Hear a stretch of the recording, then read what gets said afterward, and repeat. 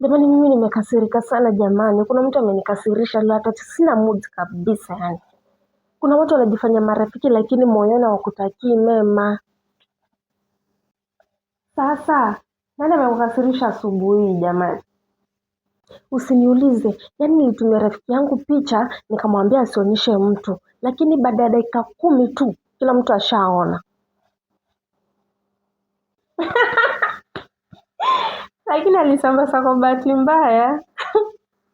Bahati mbaya? Bahati gani? Hata usimtetee. Ulimuuliza kwanza? Eti nikimuuliza anasema samahani, nilijua hutojali. Hutojali kutoa siri za mtu. Hiyo nilijua tu. Ataharibu urafiki wenu. Ndio maana nimeacha kuamini watu kabisa.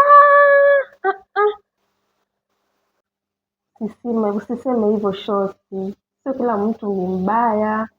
Wengine ni wazuri. Lakini Shosti, siri ni kwamba ukiambia mtu tu siri yako, hakuna siri tena hapo. Kabisa. Sawa. Lakini si pia ushaikosea kwa rafiki? Si ushaikosea rafiki? Mimi? Hapana. Nafikiri usidanganye. Mwezi uliopita ulimwambia mama yako siri ya Neema. Ile ilikuwa tofauti. Tofauti gani? Nilijua mama yangu hataambia mtu.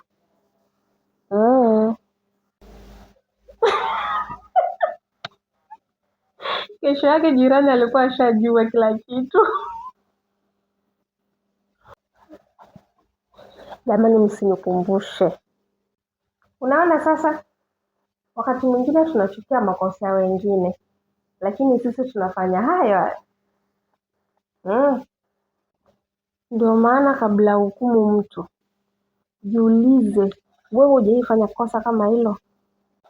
Unajifanya jisikie vibaya sasa. Hapana. Tunakukumbusha tu. Urafiki unahitaji kusamehana na kujifunza. Lakini pia usimpe mtu siri ambayo mwenyewe huwezi kuitunza. Hiyo nimeielewa hiyo kabisa. Kwa hiyo utaendelea kwa rafiki yake. Nitamwambia ukweli jinsi nilivyojisikia, alafu nimsamehe, lakini siri zangu zitapungua kwake. Hongera. Hiyo ndio akili ya watu wazima sasa. Na wewe Brenda, wewe usicheke watu. Wewe ndio unayependa kupeleka habari za watu kila mahali. Mimi sipeleki habari. Sitangazi taarifa kabisa.